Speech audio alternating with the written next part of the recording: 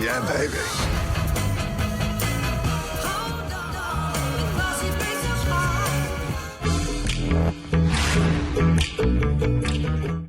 For an occasion like this, I want to make sure I keep up the traditions of being a best man. Apparently I need to get the groom to the church on time, tick. I need to remember the rings, did that, and I...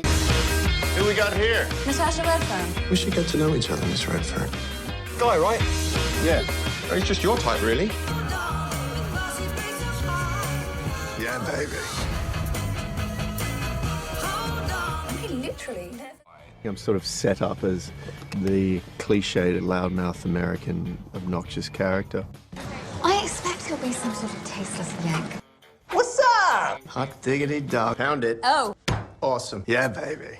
But then the film subverts that by showing him to be a rounded, funny, charismatic character. I need to be with you, Ned.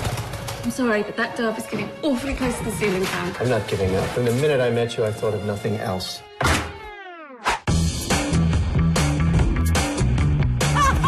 Nice. Kind, boring, warm. Warm, put the radio on if you want warm.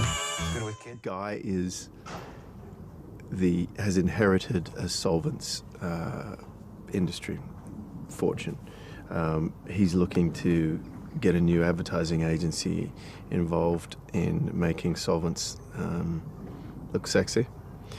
And he meets Nat, Rose's character, at her advertising agency at a business meeting, and you know, it's sort of set up in the story that he's most possibly going to be an American that's obsessed with how quaint the English are and impersonate their accents and do an Austin Powers impersonation, etc. And I overhear this conversation. I don't want to give it away, but basically I play right into that gag, and then it's revealed that I'm not actually what they obviously expected I was. I read the script and I was in hysterics, and it was one of the funniest things I'd ever read. And I said to Dan, you know, you could probably lose 30% of the jokes in the film and it'd still be one of the funniest things I've ever read.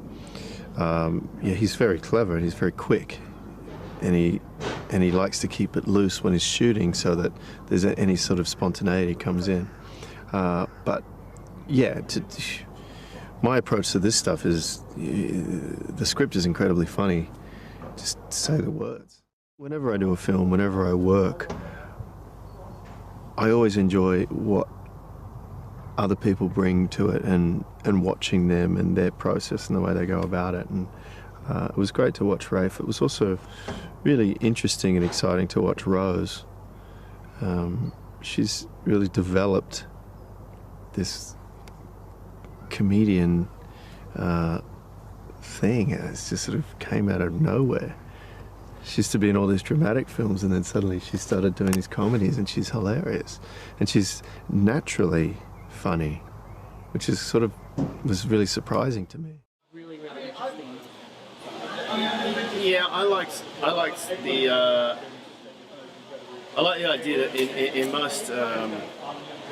in most British films, British comedies, the American character is the sort of unsophisticated, rude, crass character, and in this film it was sort of probably one of the more sophisticated characters. There was a flip on it, and in the film we sort of set him up as a caricature in the beginning, and flip that and sort of take the piss out of him at the same time, which I thought was pretty bold for Dan to do. Not so bold for me, but for Dan. Yeah, no, it was fine. I mean, the only thing that was challenging in that regard is that on The Mentalist I play the sort of the character that's at the forefront that's creating all of the sort of hijinks and chaos. And in this film, I'm sort of the straight guy. So the interesting part was just to take a back seat and sit back and just react to the hijinks, because Rafe was the guy, clown, was the clown, and in The Mentalist I'm the clown. One of the, it's like you're setting it up for them to do the thing. It's like Anna in The Dictator. She was sort of setting up all of Sasha's jokes, and then he would, you know what I mean? So it's like, it's sort of, for me, how I It's see not it. easy, it's a sort of a weird cerebral thing. Where it's very easy, if you're around anyone that's infectious and has a lot of energy, so often you're drawn into what their energy is. So when you're acting and you're doing a scene where someone has this frenetic energy, and you're not going there, you can't go there. It's kind of it's an interesting cerebral kind of area that you go to where you go where it doesn't for me anyway, it gets a bit like I don't know what's funny anymore. It's like the 4th time I've done this, and now I'm just sort of, it feels boring. Yeah. He looks like he's having fun. I'm bored. English are. I think there's a sort of a cultural rule in the UK. It's like it doesn't matter how much of it sort of a twat you make of yourself, as long as you're funny. If you're funny, it's okay. You can be the biggest arsehole in the world, but if it's funny, it's alright. You can get away with it. Well, thank you so much. Cheers, mate. Thank you. Thank you. As an actor, the story is everything. So what was it about the writing that attracted you to the project? I liked the new take on the romantic comedy. It's a very different perspective. I like the humour in the piece because I love English. I like English humour. I'm Australian. We grew up with English humour, you know. In the script, it's going to be saying very handsome man. So for you, reading the part, does that make you feel self-conscious? Nauseous. And how do you combat Makes that? me feel nauseous. I don't know. I asked Dan. I would sit there like this. He'd carry on with all this sort of stuff, and only this much of it's in the film. When we were shooting, it was going on, and it was just like, I'd look over at Dan, just like, please. I'm actually mentioning Dan for you. Will you please welcome our guest moderator, Radio 1D? Yeah, I mean, I don't want to say this in front of Dan, but it was one of the funniest scripts I'd read. And I went from the funniest to one of. Yeah. Probably the 17th funniest out of probably 500 romantic comedies that I read. Just outside of 15. Outside of my top 15, but I didn't get those parts. When I met with Dan, he, I talked to him about it. I said, mate, there's probably... I don't think you're going to be able to get all these jokes in the movie because it's going to be about 5 hours long. And he didn't. with as far as that goes, I'm Australian, obviously. Really? Yeah.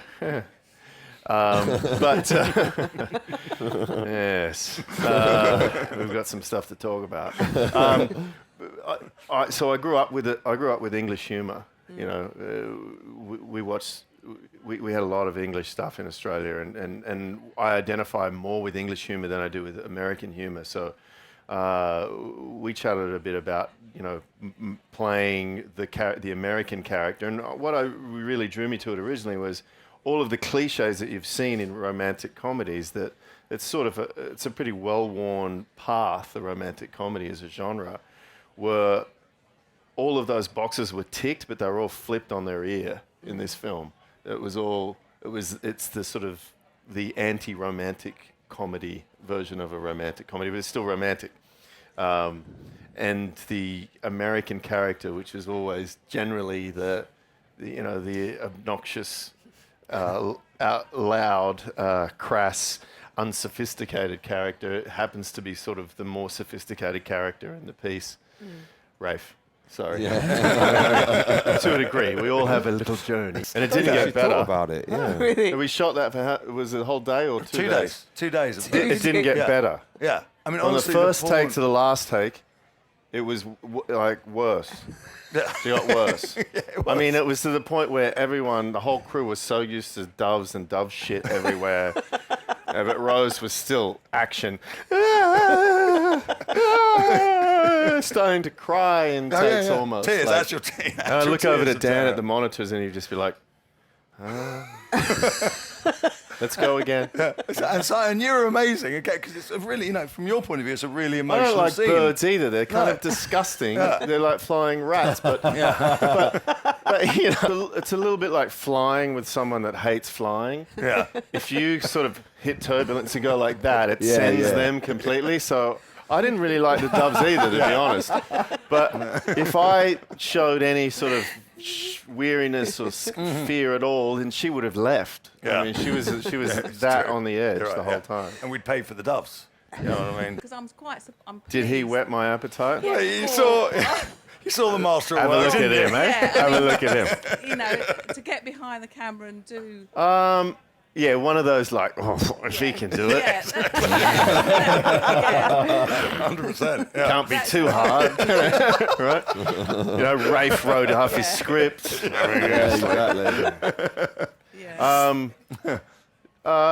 Yeah, I mean, it always does. In fact, that's probably my desire to do that is a problem for me as an actor because I'm always thinking like that. But I've worked with probably about 8 or 9 first-time writer-directors. The most relaxed one I've ever worked with, and I'm not saying that he was. No, you've got no desire to actually be nice to me. No, so, absolutely none. The most relaxed, which was sort of a little bit like, is everything okay? Because this guy's like, yeah, it is. Thank you so much for your time tonight. Thank you very much. Thank you so much. Thank you for your questions. Thank you, Apple. Thanks to Rafe, Dan, and Simon. Cheers. Thank you.